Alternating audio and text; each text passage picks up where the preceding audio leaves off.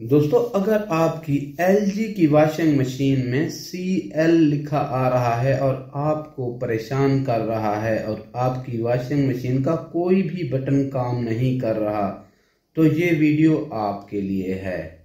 आज मैं आपको बताऊंगा कि CL का क्या मतलब होता है और ये क्यों आता है और हम इसको ठीक करने की कोशिश करेंगे।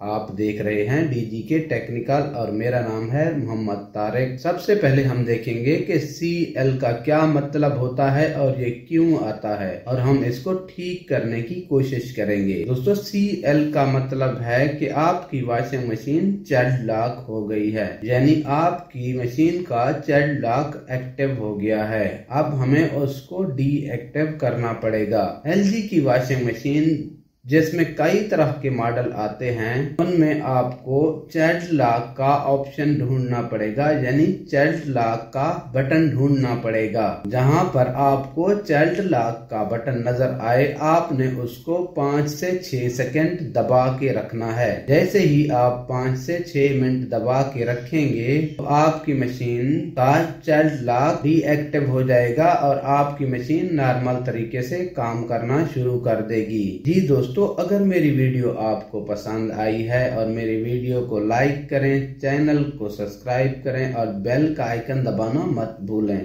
ताकि मेरी आने वाली नई वीडियो का नोटिफिकेशन आप तक पहुंचता रहे।